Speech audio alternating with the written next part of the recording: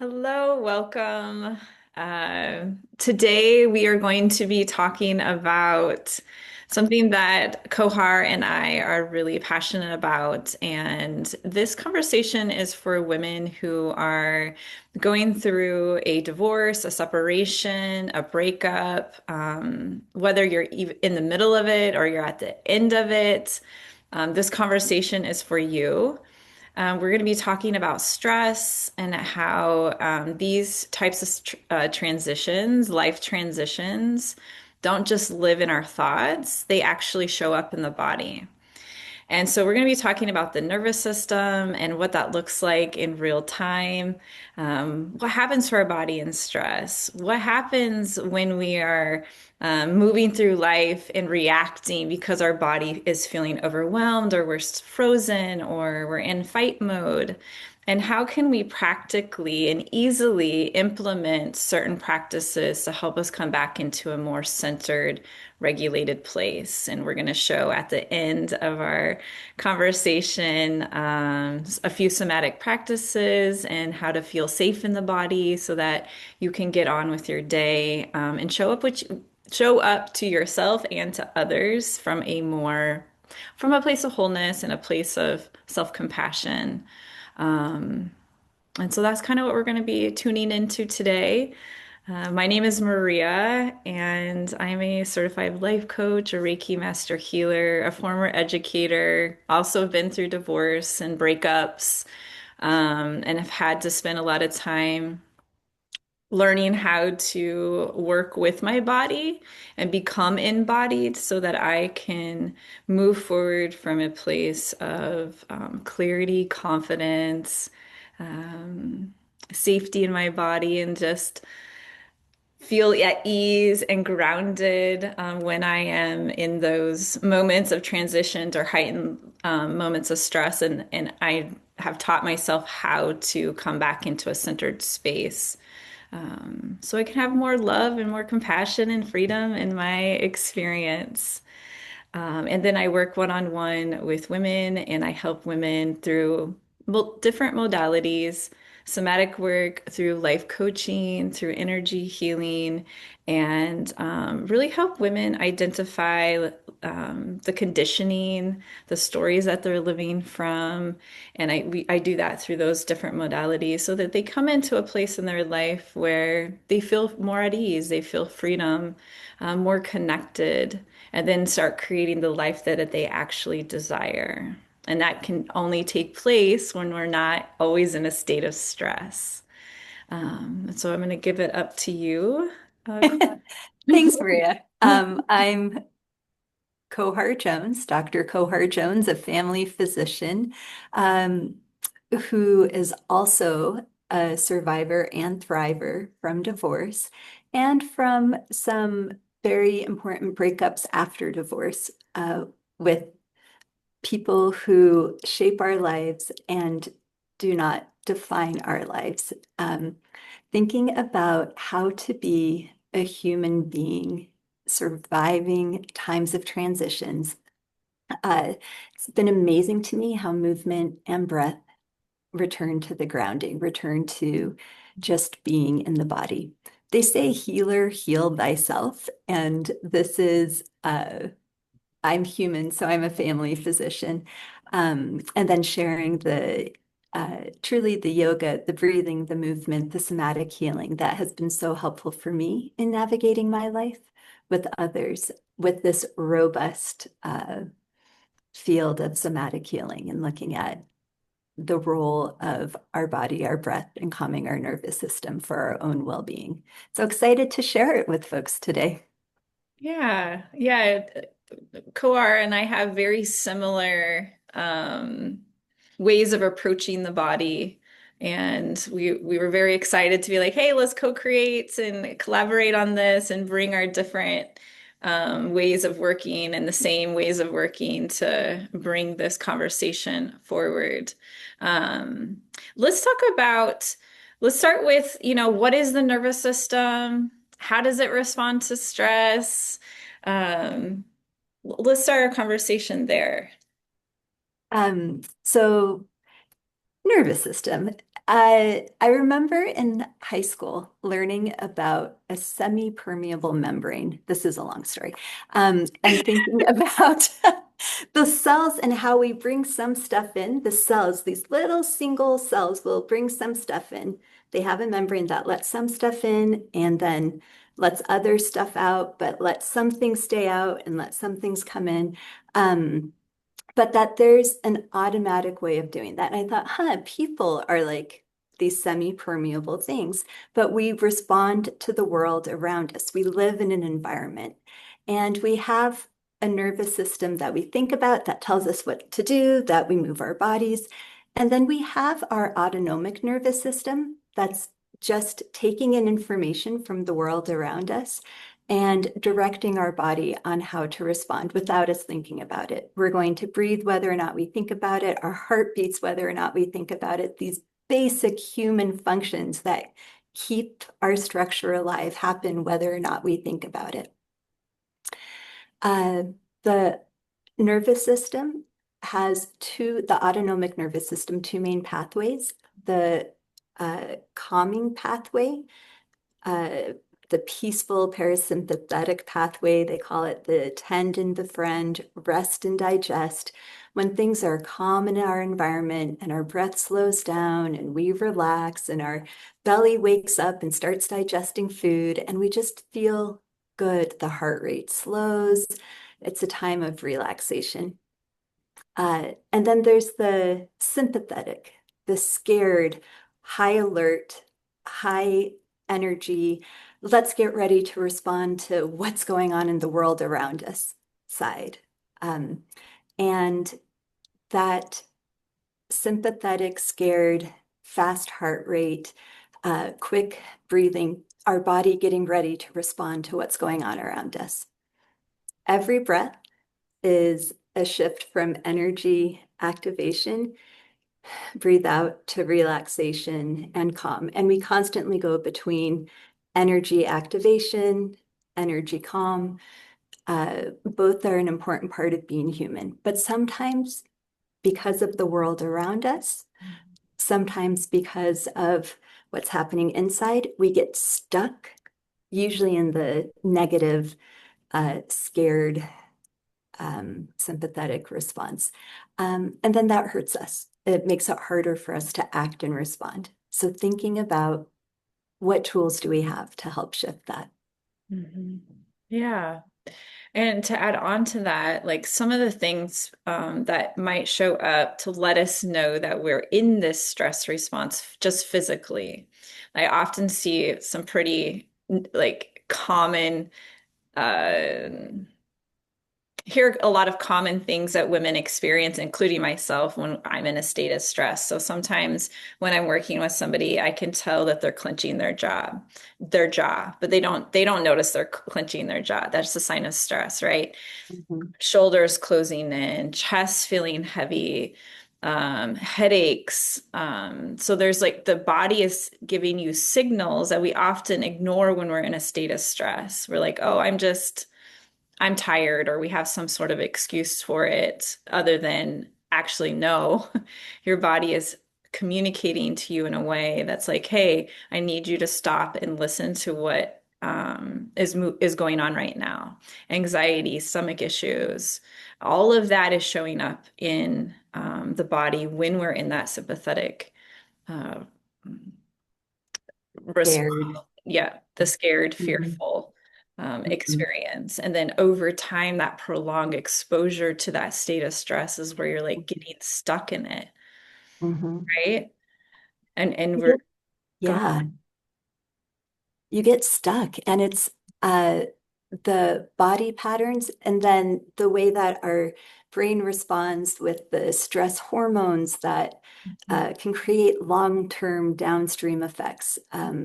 Cortisol's too high, sugar goes up, developing diabetes. But just beyond that, having the shallow breathing makes it harder to calm down. And so the shallow breathing continues and continues. Um, the when we have experiences that we don't process, they land in our bodies and stay in just painful ways. Um, Coming back to the idea of ourselves as little creatures that exist in response to the world around us. Um, when things get super hard and we just Mhm. freeze or we need to change, if we have emotions that overwhelm us, the emotions themselves are a physical feeling, a physical response to the world. Um, so that stuff is happening around us. We feel it inside of our bodies. And the feelings are the there's physical responses. It's the physical response of our nervous system showing up in different places in our bodies that we feel as our emotions. Yeah. Um, we And need to process it so yeah, that it passes through. When we don't pay attention to it, when we don't name it, it sticks, it stays, yeah. uh, creates Yeah. trouble. And I think you and when when we were preparing for this, we wanted to make sure that as we talked about this, that we can have when our body's in a state of stress, we can have two emotions. We can hold two of them. We can hold relief and we can feel sad about what we're going through. We can feel angry and we can feel grief. We can feel certainty and we can feel doubt. We can feel grief about losing that life or losing that person or those experiences without wanting to have them back. And we often talk about it's so important that when we're having these two emotions or having emotions in general, especially if they're negative or uncomfortable emotions, the important thing is to stop, feel the emotion, allow the emotion to move through you, Mhm, communicate with your body that it's safe to have that emotion because it mhm, only takes 90 seconds for that if you allow it to process through the emotion and then you can come back into that regulated state and mhm, move forward with clarity and confidence or mhm. clarity and Absolutely. confidence, right? Connection, Mhm. curiosity. Yeah. Mm, What you resist persists. yeah, So allowing it to come up, allowing it to express. And emotions are physical feelings in our body. It's the heart going faster with the anger. Um, and then the breath response, the breath release, and sitting with that discomfort and allowing it to come through and then to pass. Sadness, especially, just allowing it to come up. The emotions are like a lake, I say to folks. And if there's a dam, sometimes you need to lift up the sluice gates to let the emotions, the experiences go through. But if you try to keep them all dammed in, then the water rises up and you get the flood over. So you need to allow further release. Rain will still come, bad things will still happen, you'll still get sad, none of that goes away. But when you allow yourself to feel the emotions and allow the release in that moment, then more stuff can keep on happening without it overflowing outside of your control. yeah. 90 seconds of leaning into Mhm. allowing your body to do its thing without trying to control it Yeah, allows for the rest of life to continue in yeah. a good way. And that's where we see people getting stuck is in the controlling, Hmm. right? This feels Hmm. very comfortable in my body. I don't know how to Hmm. process it. I'm going to Hmm. shove it, distract myself from feeling it with Hmm. outside, whether it's TV, alcohol, drugs, whatever it is, some sort of Hmm. distraction in order to Hmm. stop feeling what you're feeling. Uh, Hmm. and we're here to say, feel it, move it. And there's Hmm. simple things that you can do to allow for that to happen. And obviously, both of us, Ev and I, both you and I have had guidance in learning this and moving through it in our own personal experience and know how effective it is. And that it's not as scary or difficult as it may feel. Those Right? first 90 seconds are terrifying. Yeah. Absolutely. And then you Yeah. survive. and Yeah. then you survive. And especially if you've spent your life frozen in response, to unfreeze and feel is terrifying. But there are ways to calm down the fear by calming down the body, helping to shift it into the peaceful parasympathetic response so that instead of being frozen in fear, there can be using our breath, using our bodies to create enough safety Mhm. in our body to be able to handle what life gives us and to be able to be comfortable saying, I'm okay with allowing these emotions to emerge, Yeah. knowing I have these tools to return to a place of safety. Yeah. And I think that leads us into the simple somatic practices that we chose today to help women who are in a transition, or really for anybody, right? Anybody Truly. who's feeling stressed, there's a lot going on in this world. There's a lot of chaos around us. And if we can stay centered and grounded and then move into response versus reaction, we're going to have Mhm. a more effective experience on creating the harmony and balance and peace that we all are craving, Yes. right? Ooh, here's to radical self-care. Yes, yes. And from a place of internal calm, being able to shape the world as we want it to be. Mhm. Yes. Would you like to? Starting with the hand on the heart automatically, deep breath automatically. Right. It's my favorite place to start is Uh, the coherence of the heart and the brain and the body all working together is where we mhm, want to be. mhm. And needing to be there. I think right now, just starting with the hand on the belly, one hand on the heart, and saying, sending ourselves some love. Mhm. A nice deep breath in, just saying to yourself, I love you, self, saying your name. I love you.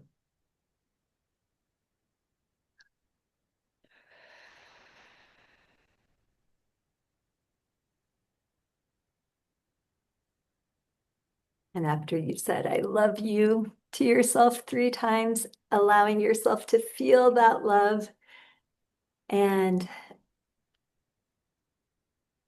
then move to other tools. Hands on the heart. I like to do the cross and just to gently tap from one side to the other. And adding, I am safe. I'm in my body. It's safe to have these feelings, even when they're uncomfortable. And continuing to take those big breaths. I like bringing it around. Sometimes it feels better on the shoulders, sometimes along the heart. And if the feeling is really strong inside, almost pounding back against it, allowing that physicality, and then bringing that along the body, along the different muscles, the different bones, across to the other side. This really brings awareness back into the body, increasing that sensory input. Because oftentimes we're in that state of stress, we're out of our body, we're not present. And this begins that reconnection. Instead of spacing out and leaving, we're going to be here present. It feels good. Yeah. I know I had to do this a few times today. Oh my gosh. And then from that, just shaking Yeah. off Yeah. whatever isn't feeling right. This is Um, this is my favorite one is the shaking. I usually do it standing with my knees soft. And I just mhm. start with the discharging of the shoulders and the hands. And I imagine the energy that I've picked up during the day or the overwhelm or feeling overburdened. And I just imagine it leaving my body by shaking it out. I like to do this to fast like electronic music too. Taylor Swift, shake it out. Well, not Taylor Swift for me, but And I usually just jump and I'm exhaling.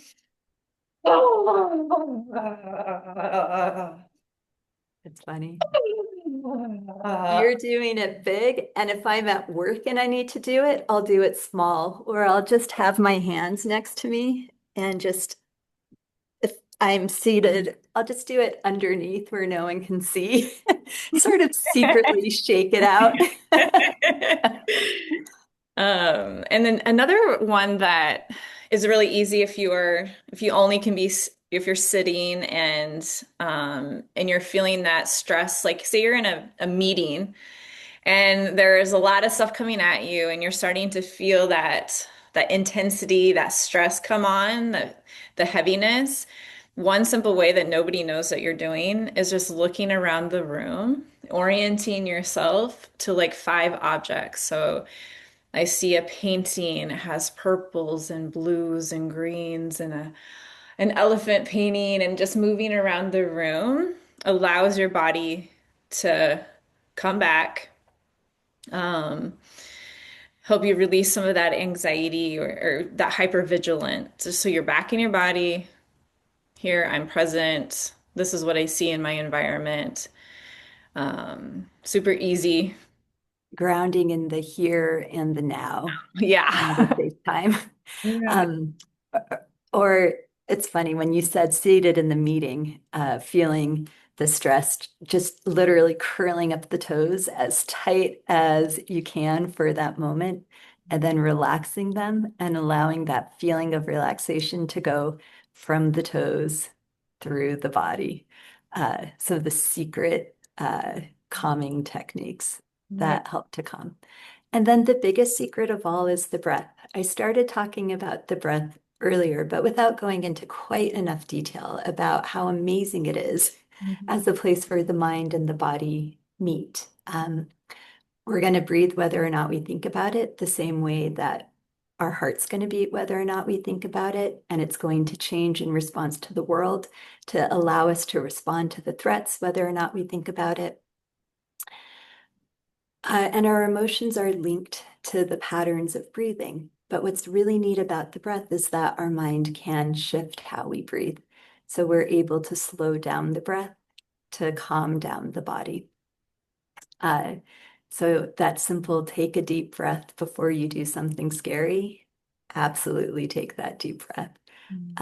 Or just slow down the breath. Um, as it slows down, that signals to the body we're in a safe place. So just breathing in for the count of four, and then breathing out for the count of four automatically begins to shift it. The longer the exhale, the more the calming effect. Mhm. And so just allowing the exhale to slow down as you go out. Mhm. A lot of people swear by 4-7-8 breathing, where you breathe in for a count of four, hold for a count of seven, then breathe out for a count of eight. Mhm. And it can be transformational for some, Mhm. uh, and can feel like a bit too much for others. For some people, when the body starts to calm down, then the mind starts to race and gets scared. So figuring out what feels right for the person. Yeah, and I think the easy breath other than the counting one is humming. Mm, When it gets stuck in the throat, hmm the shoulders and the jaw. hmm Um, it's just simply inhaling through the nose and exhaling like a humming bee.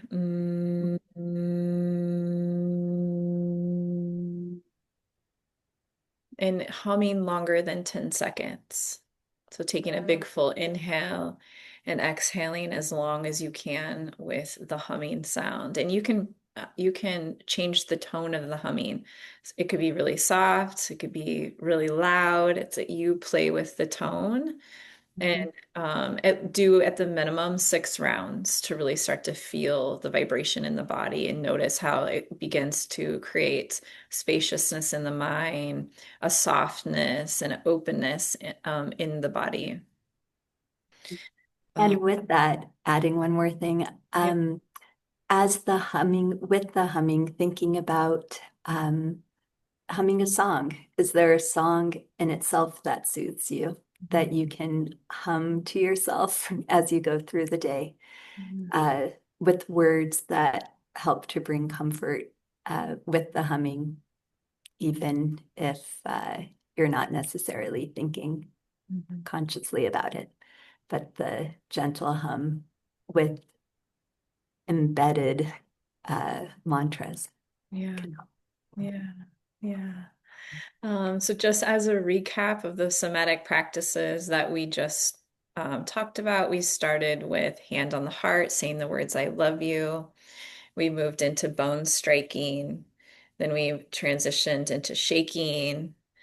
And then after shaking, we did orienting, looking around the room, and uh, Toe curling, oh tightening. yeah, tightening and releasing. Mhm, The breath, inhale 4, exhale 4, inhale 4, hold 7, exhale 8. And then mhm, the last breath was humming. So mhm. inhaling fully, exhaling as long as possible, longer than 10 seconds. And those were the somatic practices that we wanted to share today.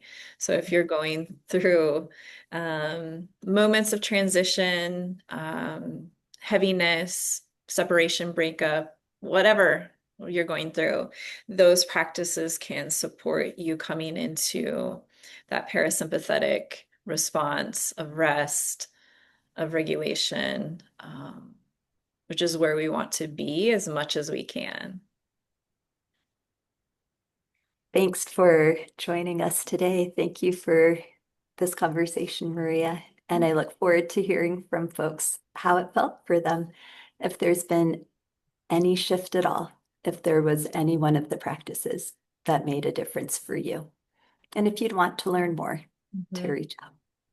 Yeah, and I'm glad you actually said that before we end the conversation. So after we do the somatic practice, always ending with your hand on your heart and asking yourself, did I shift even just 5%? Do I feel more connected?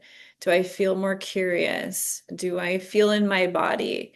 And if you can answer that, even if it's just a small shift, you know that you've made an impact on your nervous system. And the more that you do that, and the more you become aware of what that feels like to be in your body, you start to become embodied and you start to use those practices in those moments. And those moments that are very heightened, there's shorter periods of where you're staying stuck in that stress response.